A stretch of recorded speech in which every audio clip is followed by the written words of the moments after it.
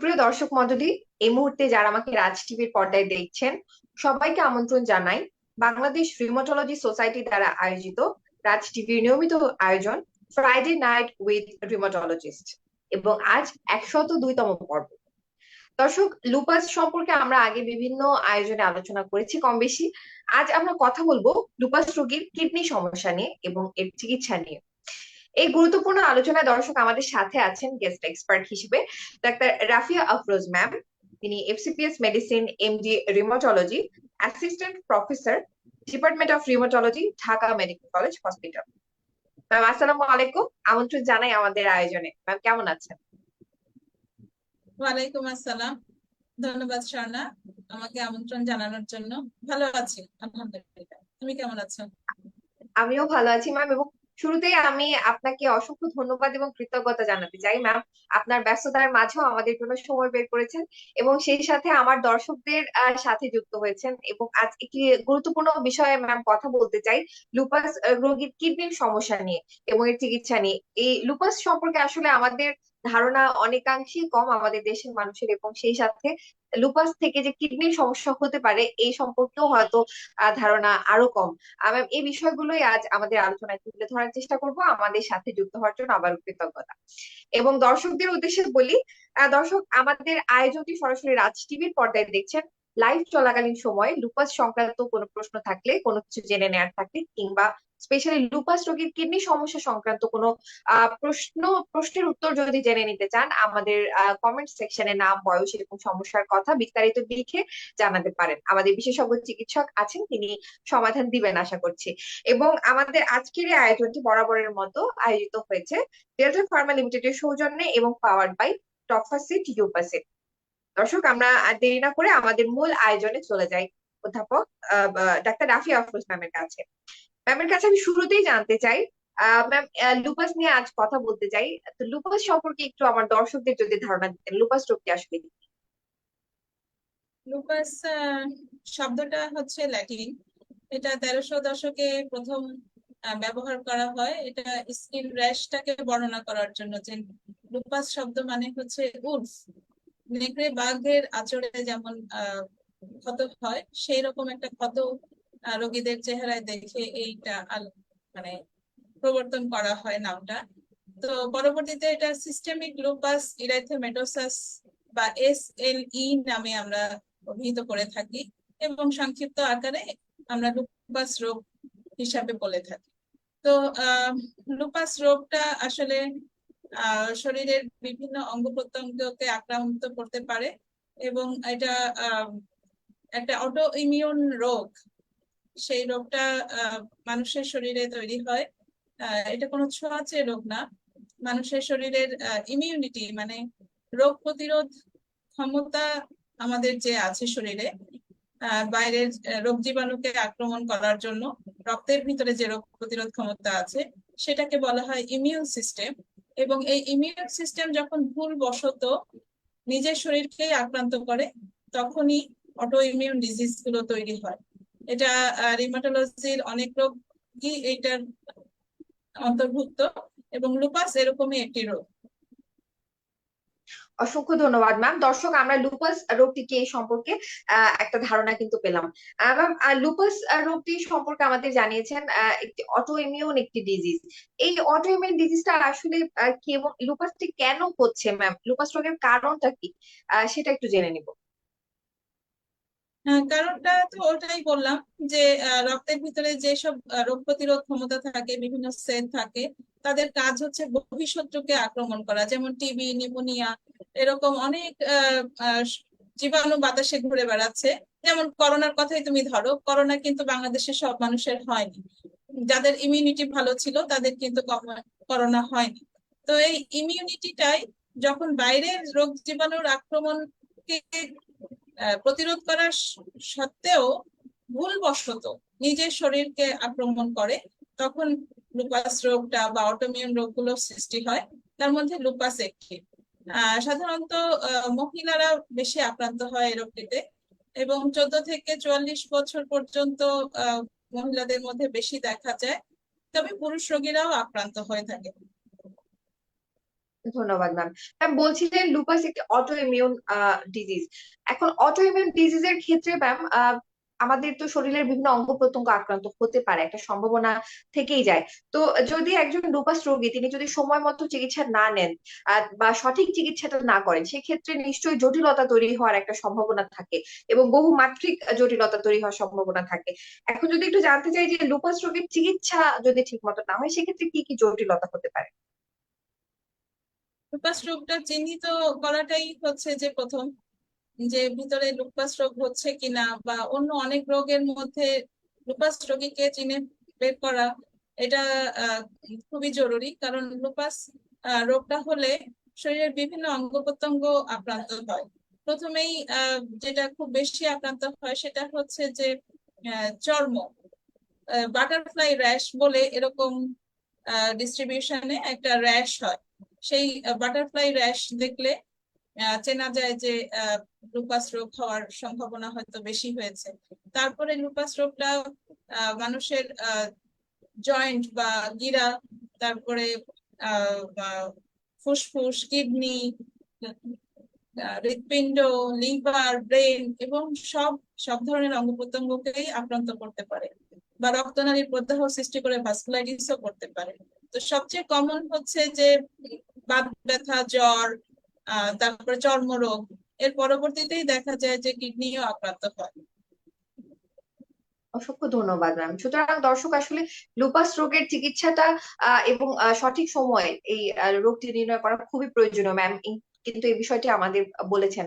আহ তা না হলে কিন্তু বহু মানসিক জটিলতা তৈরি হতে পারে, আমাদের ভাইটাল অর্গান গুলো এফেক্টেড হতে পারে এবং এই ক্ষেত্রে কিন্তু একটা মৃত্যু ঝুঁকি পর্যন্ত থেকে যায়। ম্যাম এই যে কিডনি রোগ তৈরি হওয়ার একটা সম্ভাবনার কথা বললেন, যে জটিলতা তৈরি হতে পারে, এখন এই লুপাস রোগীর কিডনির জটিলতা কি কি হতে পারে সে সম্পর্কে একটু জানতে চাই ম্যাম। কিডনি রোগটা সাধারণত দেখা যায় যে 50 থেকে 60 ভাগ রোগীর ভিতরেই দেখা যায়। লোপাস রোগীদের ভিতরে 50 থেকে 60 ভাগ রোগী আক্রান্ত হয়ে যায় কিডনি রোগে। এবং বাচ্চারা যারা লুপাস রোগী, সাধারণত 14 থেকে 18 19 বছর বাচ্চাদের ক্ষেত্রে 80 ভাগ রোগী কিডনি রোগে আক্রান্ত হয়ে পড়ে। এবং কিডনি রোগে আক্রান্ত হলে সেই ক্ষেত্রে শরীরে বিভিন্ন উপসর্গও দেখা যায়। কিডনি রোগে আক্রান্ত হলে তখন উপসর্গগুলোর মধ্যে হচ্ছে যে চোখ মুখ ফুলে যায়, পা ফুলে যায়, শ্বাসকষ্ট হতে পারে, আহ, প্রস্রাব কম হয়, প্রস্রাব লাল রঙের হতে পারে, প্রস্রাব ঘন হতে পারে, তারপরে ব্লাড প্রেশার বেড়ে যেতে পারে। হুম, তারপরে এগুলো দেখে অনেক সময় বোঝা যায় যে কিডনি আক্রান্ত হয়েছে। কিডনি আক্রান্ত হলে তখন সেই অনুযায়ী চিকিৎসা করা প্রয়োজন হয়। অসংখ্য ধন্যবাদ ম্যাম।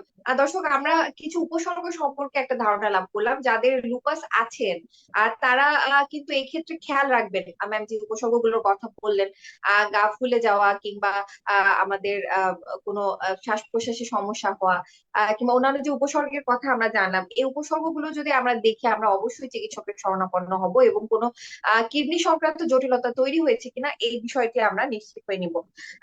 ম্যাম এই যে লুপাস রোগের সাথে কিডনি রোগের একটা সম্পর্ক আছে, তো এই ক্ষেত্রে এই যদি কিডনি রোগ থেকে আমরা বাঁচতে চাই, লুপাস যারা আছে লুপাসের রোগী বিশেষ করে, তাদের ক্ষেত্রে কি করণীয় ম্যাম? এক্ষেত্রে কিভাবে আমরা আসলে রক্ষা পেতে পারি? চিকিৎসা বিজ্ঞানের অনেক উন্নতি হয়েছে, কিন্তু আসলে কখন কিডনি রোগে আক্রান্ত হবে বা কোন সময় লুপাসের একটা ফ্লেয়ার বলি আমরা, যে রোগটা একটা সমতল পর্যায় থেকে হঠাৎ করে বেড়ে যায় অথবা আম, নিয়ন্ত্রণে থাকে, এরকম যে বাড়ার কমা যে পদ্ধতিটা চলতে থাকে, এটা ঠিক কিসের উপরে নির্ভরশীল এটা এখনো পর্যন্ত জানা যায় না। তবে কিছু সিমটম আছে, যেমন ওই যে যেটা বললাম, মুখে র্যাশ, তারপরে তালুতে, উপরের তালুতে ঘা, মুখের ভিতরে ঘা হওয়া, গিরা ব্যথা হওয়া, জ্বর হওয়া, এগুলো হতে থাকলেই তখন বোঝা যায় যে লুপাসের একটা ফ্লেয়ার চলছে। এবং এই ফ্লেয়ারটার সাথে কিডনি রোগ যুক্ত হয়েছে কিনা তখন আমরা হচ্ছে কিছু পরীক্ষা নিরীক্ষা বা টেস্ট দিয়ে থাকি।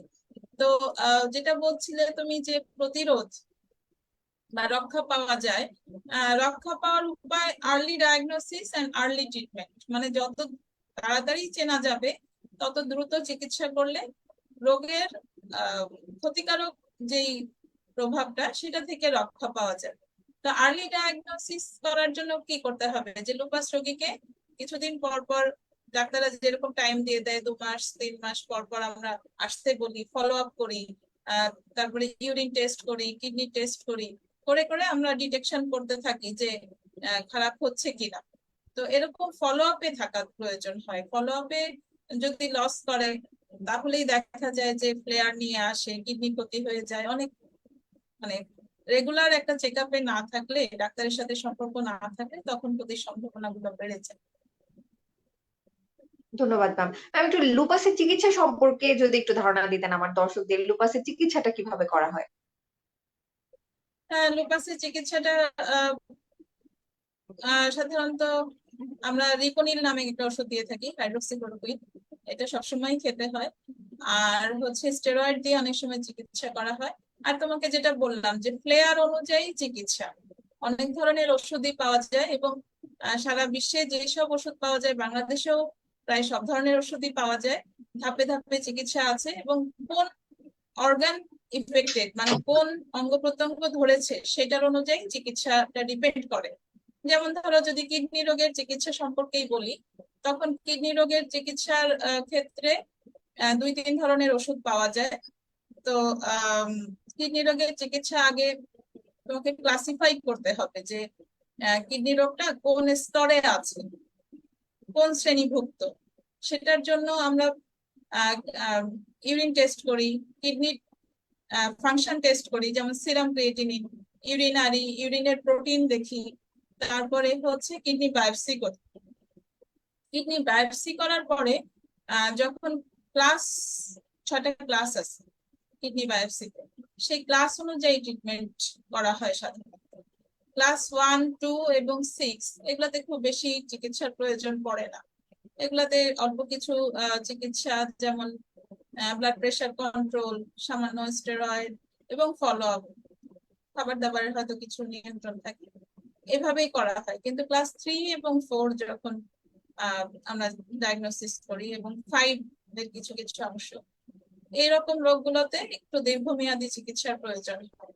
তখন মাইক্রোফেনোলেট, মফেটিল, সাইক্লোফসফামাইড, এ ধরনের ইমিউনোসাপ্রেসিভ ড্রাগ দেওয়া হয়। তারপরে স্টেরয়েড হাই ডোজে দেওয়া হয়। তো এরকম করেই আসলে লং টার্মে প্রায় 2-3 বছর ধরে চিকিৎসা করা হয়। ধন্যবাদ ম্যাম। এই চিকিৎসাটা কি 2-3 বছর যাবত যে চিকিৎসার কথা কথা বললেন ম্যাম, এই এই চিকিৎসাটা চললে কি একজন লুপাস রোগী সম্পূর্ণরূপে ভালো হয়ে যায় কিনা? বা আমি যদি একটু মোটা তাকে জানতে চাই যে লুপাস রোগের চিকিৎসাটা সাধারণত কতদিন চালানো লাগতে পারে, এটা কি লাইফ লং চিকিৎসাটা নিতে হয় নাকি একটা নির্দিষ্ট সময় পর্যন্ত? হ্যাঁ, ওই যে বললাম যে প্লেয়ারের উপরে এবং ক্লাসের উপরে। কিডনি বায়োপসিটা করতে পারলে সবচেয়ে ভালো। কিডনি বায়োপসিটা করে করে আমরা যে চিকিৎসা দিয়ে থাকি, এছাড়াও রোগীর মানে যেই সাইন সিমটম বলে যেটা, যে রোগের লক্ষণ গুলা দেখেও আমরা অনেক সময় চিকিৎসা করে থাকি। তো লক্ষণগুলোর উপর নির্ভর করে। প্রথম চিকিৎসা দেওয়ার পরে আমরা 3 মাসে, তারপরে 6 মাসে, তারপরে 1 বছরে আমরা হচ্ছে ওই পরীক্ষাগুলোকে আমরা বারবার করে দেখি যে রোগটা নিয়ন্ত্রণে আসছে কিনা। যাদের 1 বছরের মধ্যে নিয়ন্ত্রণে এসে যায় তাদেরকে আমরা বলি যে ট্রিটমেন্ট খুব সাকসেসফুল, এবং দেখা যায় যে বছর 2 বা 3 বছর ট্রিটমেন্ট করলে তারা সম্পূর্ণ ভালো হয়ে যায়। কিন্তু যাদের রোগ নিয়ন্ত্রণে আসে না, এটা এক একজনের শরীরের রোগ প্রতিরোধ ক্ষমতা, তারপরে ইমিউনিটি, এগুলোর উপর অনেক কিছু নির্ভরশীল। তো যাদের নিয়ন্ত্রণে আসে না তাদেরকে হয়তো আরেকটু দীর্ঘমেয়াদী চিকিৎসা করা লাগে। হ্যাঁ, ধন্যবাদ ম্যাম। ম্যাম, এই যে চিকিৎসা সম্পর্কে জেনে নিলাম, আমরা আসলে চিকিৎসা নিতে অনেকেই আছে অনাগ্রহী, কিংবা হয়তো সঠিক চিকিৎসাটা আমরা নিচ্ছি না, কিংবা সচেতনতার অভাব হোক বা যে কোনো কারণেই হোক, চিকিৎসা থেকে আমরা হয়তো কিছুদিন চিকিৎসা নেওয়ার পর আমরা আর সেটা কন্টিনিউ করতে পারছি না। এক্ষেত্রে যদি বলি, চিকিৎসা সম্পূর্ণ না করলে কি কি জটিলতা হতে পারে? হ্যাঁ, এটা খুবই জরুরি। যেমন ওই যে পরীক্ষা করে করে আমরা দেখছি যে রোগটা নিয়ন্ত্রণে আসছে কিনা, বা রোগটা নিয়ন্ত্রণে আসলো তারপরে সে চট করে ওষুধটা বন্ধ করে দিল, যে আর খরচ করলে পারছি না বা কিনছি না, বা অবহেলা করলো। তখন দেখা যায় যে রোগটা ভিতরে রয়ে যায় এবং আস্তে আস্তে কিডনিটা ড্যামেজ হয়ে যায়, কিডনি নষ্ট হয়ে যায়। সেক্ষেত্রে কিডনি নষ্ট হয়ে গেলে তো জানোই যে কিডনি নষ্ট হয়ে গেলে কিডনি প্রতিস্থাপন করা বা ডায়ালাইসিস করে বেঁচে থাকা, তখন জীবনের অনেক কষ্ট হয়ে যায়, জীবনটা ঝুঁকিপূর্ণ হয়ে যায় আর কি। জীবনযাত্রা মানও অনেক খারাপ হয়ে যায় তখন। ধন্যবাদ ম্যাম। সুতরাং দর্শক, আমরা আসলে বুঝতে পারলাম যে সময় মতো যদি আমরা চিকিৎসাটা না করি, কথায় বলে সময়ের 1 4 অসময়ের 10 4। আমার কিন্তু পরবর্তীতে কিডনি যদি বিকল হয়ে যায়, আমার ডায়ালাইসিস কিংবা কিডনি ট্রান্সপ্ল্যান্ট করা পর্যন্ত লাগতে পারে, এবং সেগুলো কিন্তু খুবই জটিল প্রসিডিওর, এবং এগুলো কিন্তু অনেক ব্যয় সাপেক্ষ বিষয়, এবং সবাই কিন্তু এই প্রসিডিওরের মধ্যে দিয়ে যেতে পারেন না। সুতরাং আমরা সচেতন হব, সচেতনতার কোনো বিকল্প নেই। ম্যাম, আমাদের রোগীদের একটি কমন প্রশ্ন থাকে, যে বিশেষ করে লুপাস রোগটি নিয়ে যখন রোগীরা আসেন ম্যাম, তারা একটু জানতে চান যে কার কাছে, কোন ধরনের চিকিৎসকের কাছে গেলে আমি সঠিক সেবাটা পাবো বা আমার চিকিৎসাটা ভালো হবে। তো সেটা যদি একটু জানতে চাই যে আসলে কোন ধরনের চিকিৎসকের কাছে গেলে ভালো হয়, একটু যদি বলে দিতেন ম্যাম।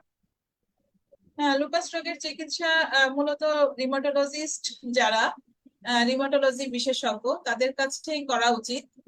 তবে মেডিসিন বিশেষজ্ঞরাও করে থাকেন, কিডনি বিশেষজ্ঞরাও কিডনির সাইডটা দেখে থাকেন। তো আম, সবাই মিলেই আসলে চিকিৎসাটা আমরা অনেক সময় করে থাকি জয়েন্ট ভেঞ্চারে। তবে দীর্ঘমেয়াদী যে ফলো আপ রোগীকে, এবং তার শুধু তো কিডনি নয়, তার তো ফুসফুস, হার্ট, তারপরে বিভিন্ন অঙ্গ প্রত্যঙ্গ বিভিন্ন সময় আক্রান্ত হয়। তো এইগুলোকে সবসময় দেখা, ফলো আপ করা, এই জন্য রিমাটোলজি বিশেষজ্ঞর কাছেই যাওয়া ভালো। রিমাটোলজিস্ট যারা, তাদের সাথে যোগাযোগ করা এবং তাদের ফলো আপে থাকলেই রোগীটা ভালো থাকবে আশা করি। ধন্যবাদ ম্যাম এই বিষয়ে পরামর্শ দেওয়ার জন্য। দর্শক, ফ্রাইডে নাইট উইথ ডের্মাটোলজিস্ট দেখছেন, এবং আমরা লুপাস রোগীর কিডনি সমস্যা এবং চিকিৎসা নিয়ে কথা বলছি। এই সংক্রান্ত কোনো কিছু জেনে নেওয়ার থাকলে আমাদের কিন্তু কমেন্ট সেকশনে আপনারা প্রশ্ন করতে পারেন। দর্শক, চমৎকার আলোচনা চলছে। এবং সেই সাথে দর্শক, আমি বলতে চাই আমাদের আজকের scientific partner delta Pharma limited এবং পাওয়ার্ড বাই টফাসি টিউপাসিড। দর্শক, আমাদের সাথে বিশেষজ্ঞ চিকিৎসক হিসেবে আছেন ডাক্তার রাফি আফরোজ, এবং আমরা অনেক কিছু আসলে জেনে নিচ্ছি লুপাস রোগ সম্পর্কে, এবং লুপাস রোগীদের কিডনি জটিলতা সম্পর্ক গুলো সম্পর্কে আমরা জেনে নিচ্ছি আজকের আলোচনা থেকে। দর্শক, আমাদের সাথেই থাকুন এবং বেশি বেশি করে শেয়ার করে দিন। আমরা এ পর্যায়ে একটু জানতে চাই যে আসলে আমাদের জীবনের, বিশেষ করে মহিলাদের যারা একটা সময় পার করেন, গর্ভকালীন সময়, এই সময়টিতে আসলে যদি কোনো মহিলা লুপাস রোগে আক্রান্ত থাকেন, সেই ক্ষেত্রে আসলে কি করণীয়? তিনি কি কি সাবধানতা অবলম্বন করবেন, বা সেক্ষেত্রে গর্ভকালীন সময় আসলে কি কি জটিলতা হতে পারে যদি লুপাস রোগটি নিয়ন্ত্রণে না থাকে? আহ লুপাস রোগীদের গর্ভধারণ, এটা তো, কারণ লুপাস রোগীরা ইয়াং বয়সেই আসলে লুপাস রোগে আক্রান্ত হয়, 14 থেকে 44। তুমি জানো যে গর্ভধারণের সময়ও এর ভিতরেই। তো আমরা যেটা বলে থাকি যে লুপাস রোগ সম্পূর্ণ নিয়ন্ত্রণে না থাকা অবস্থায় গর্ভধারণ করলে বিভিন্ন রকমের ঝুঁকির সম্মুখীন হয়। সেটা মায়ের জন্য ঝুঁকি, বাচ্চার জন্য ঝুঁকি, এবং যেটা আমরা আজকের আলোচনার বিষয় যে কিডনি বিষয়ক জটিলতা। কিডনি যদি আক্রান্ত থাকে এবং সেটা অ্যাক্টিভ ডিজিজ থাকে, যে ট্রিটমেন্ট চলছে, তাহলে সেই ওষুধগুলো যে খাচ্ছেন তার মধ্যে আসলে গর্ভধারণ করাই উচিত না, বা রোগ নিয়ন্ত্রণে না থাকলে গর্ভধারণ করা একদমই আমরা নিষেধ করি। যে পুরো ট্রিটমেন্ট কমপ্লিট হয়ে যাওয়ার পরে আমরা গর্ভধারণের জন্য রোগীকে অনুমতি দিয়ে থাকি। এবং যেসব ওষুধ খায় রোগীরা বা যেসব ইনজেকশন নেয়, সেগুলো হচ্ছে বাচ্চার জন্য ঝুঁকিপূর্ণ। কাজেই লুপাস রোগ সম্পূর্ণ নিয়ন্ত্রণে থাকা অবস্থায় আহ গর্ভধারণ করা উচিত। এবং কিডনি রোগ যদি থেকে থাকে, কিডনি রোগ সম্পূর্ণরূপে সেরে যাওয়ার পরে পেশেন্ট যখন স্টেবল থাকে, রেমিশনে থাকে বলি আমরা, তখনই গর্ভধারণ করা উচিত। ধন্যবাদ ম্যাম। সুতরাং আমরা এই বিষয়ে ও, আসলে এই আরো। বিষয়ে আরো একটা বলার আছে যে লুপাস রোগটা কিন্তু গর্ভকালীন সময়ে ফ্লেয়ার আপ হয়। তুমি যেটা বলছিলে যে গর্ভধারণ, ধরো রেমিশনে আছে একটা রোগী, আগে কিডনি ডিজিজ ছিল, অথবা আগে সামান্য রোগ ছিল, কিন্তু এখন রেমিশনে আছে, আমরা তাকে অনুমতি দিলাম, বা সে জেনে বা না জেনে গর্ভধারণ করলো, কিন্তু দেখা যায় সেই গর্ভকালীন সময়েও আবার ফ্লেয়ার আপ হয়, তখন আবার কিডনি আক্রান্ত হতে পারে অথবা বেড়ে যেতে পারে। এই জন্য ওই গর্ভকালীন সময়টাও খুব ভালোভাবে চেক আপে থাকা উচিত এবং চিকিৎসকের পরামর্শ মতো গর্ভকালীন সময়টা পার করা উচিত। প্রেশারটা নিয়ন্ত্রণে থাকা, চিকিৎসা নেওয়া, রিমাটোলজিস্ট এবং গাইনোকোলজিস্ট সবার কম্বাইন্ড চিকিৎসার মধ্যেই গর্ভধারণটা করা উচিত। ধন্যবাদ ম্যাম, একটি অত্যন্ত গুরুত্বপূর্ণ বিষয় সম্পর্কে আমার দর্শকদের সচেতন করার জন্য। দর্শক, আমরা এই বিষয়ে কিন্তু সতর্ক থাকব, এবং বিশেষ করে যারা লুপাস রোগে আক্রান্ত আছেন এবং গর্ভধারণের পরিকল্পনা করছেন কিংবা হয়তো গর্ভধারণ করেছেন, অবশ্যই অবশ্যই চিকিৎসকের ফলো আপে থাকবেন, এবং আপনার আহ যে চিকিৎসাটা চলছে সেটা অ্যাডজাস্ট করে নেওয়ার প্রয়োজন হলে সেটা করে নেবেন। ম্যাম, আমরা একটু লুপাস রোগীদের যাদের চিকিৎসা চলছে তাদের ডায়েট সম্পর্কে জেনে নিতে চাই। কোন ধরনের ডায়েটে আসলে তারা ভালো থাকবে, কিংবা কোনো কিছু অ্যাভয়েড করতে হবে কিনা, কিছু বাদ দিতে হবে কিনা নিত্যদিনের খাদ্য তালিকা থেকে, এই বিষয়টি একটু যদি বলে দিতেন। এটা একটা ভালো প্রশ্ন যে কোন ধরনের খাদ্য রোগীরা গ্রহণ করবে। কিডনি রোগে আক্রান্ত হলে সাধারণত আমরা বলি যে লবণ কম খাওয়া। লবণ কম খেলে প্রেশারটা নিয়ন্ত্রণে থাকবে, শরীরে পানি জমে যায়, শরীর ফুলে যায় কিডনি রোগে আক্রান্ত হলে, সেই পানি জমার ভাবটা কম থাকবে। লবণটা তো অবশ্যই কম থাকতে হবে। এবং যাদের কিডনি রোগে আক্রান্ত হয়ে কিডনির ক্ষমতা কমে গিয়েছে, যেমন কিডনি একটু খারাপ পর্যায়ে আছে, ক্রিয়েটিনিন বেশি বা ফসফেট বেশি, পটাশিয়াম বেশি, এরকম যখন পরীক্ষা করে করে আমরা দেখি, সেই ক্ষেত্রে পটাশিয়াম সমৃদ্ধ খাবারগুলো, ফলমূলগুলো একটু রেস্ট্রিকশন দেই, অথবা ফসফেট যেগুলো খাবারে আছে সেগুলোকে একটু রেস্ট্রিকশন দেওয়া হয়। তো এটা হচ্ছে যে রোগীর আহ, কোন কোন ধরনের মানে মাত্রা কতটুকু আক্রান্ত সেই অনুযায়ী খাদ্য নিয়ন্ত্রণ। এমনি রেগুলার কোনো খাদ্যকে নিয়ন্ত্রণ করার কথা ওভাবে আমরা বলি না, শুধু লবণ কম খাওয়া, প্রেশার নিয়ন্ত্রণে রাখা এবং কোন জায়গাটা আক্রান্ত হচ্ছে বা কতটুকু ইনভলভমেন্ট হচ্ছে সেটার উপরে কিছুটা। ধন্যবাদ ম্যাম।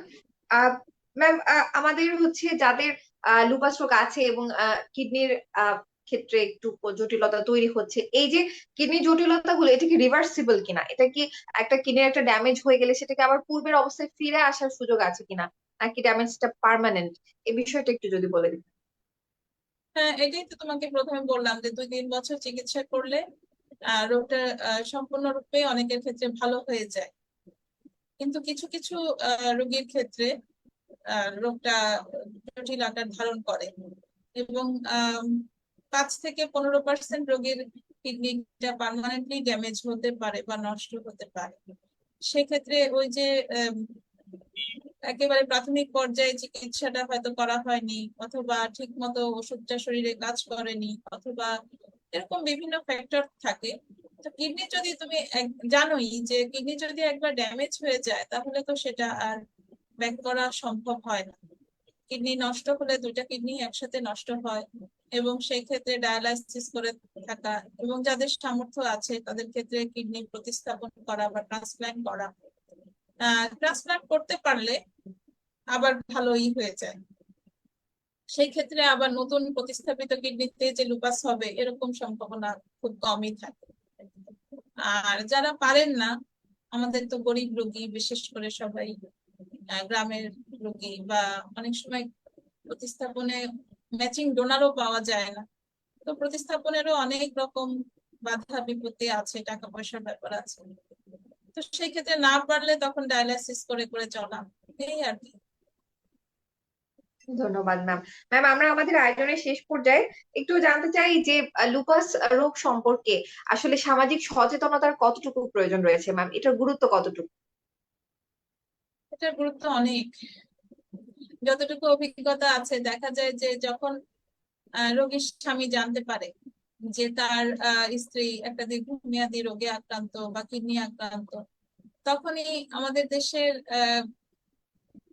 অর্থসামাজিক অবস্থা যাদের একটু নিম্ন দিকে, সেক্ষেত্রে পুরুষরা চলে যায় ওদেরকে ছেড়ে, স্বামীরা আহ, স্বামী পরিত্যক্তা হয়ে, সংসারের বার্ডেন হয়ে এইসব রোগীরা খুব কষ্ট পায় এবং হাসপাতালে যখন আসে ওদেরকে আমাদের চিকিৎসা দেওয়া, ওদের ওষুধ কেনার ক্ষমতা থাকে না, বিভিন্ন ভাবে ওদের যে সাফারিংস এটা আসলে অনেক অনেক বেশি। তো এই জন্য বলবো সামাজিক সচেতনতার অবশ্যই দরকার আছে। রোগীর স্বামী, রোগীর পরিবার যেন তার পাশে থাকে এবং সমাজে যারা বিত্তবান আছেন তারাও যেন এইসব রোগীদের সাহায্যার্থে এগিয়ে আসেন এবং সকলের সহযোগিতায় আমরা এইসব রোগীদেরকে সুস্থ করে তুলতে চাই, তাদের মুখে হাসি ফোটাতে চাই, তাদের সুন্দর জীবন উপহার দিতে যদি পারা যায়, তার থেকে বড় পাওয়া তো আর কিছু নেই।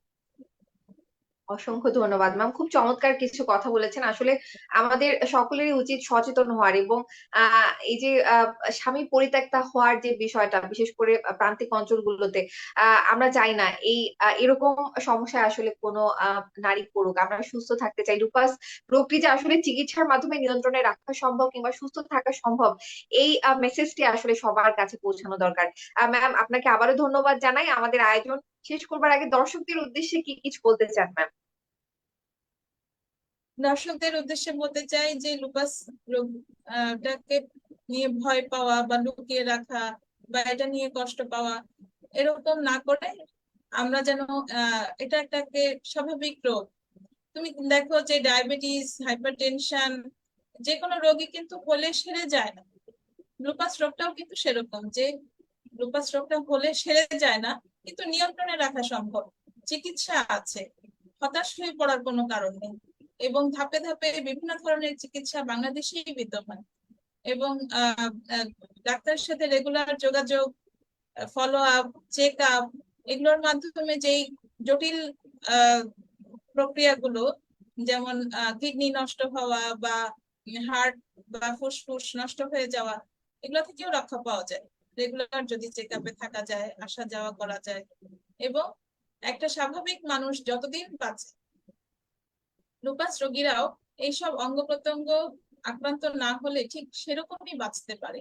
তারা তাদের যারা পড়ালেখা করে তারা তাদের পড়ালেখা শেষ করে, যারা চাকরি করে তারা তাদের চাকরি করে, সংসার করে, বাচ্চা কাচ্চা নেয়, সবকিছুই স্বাভাবিকভাবেই চলে।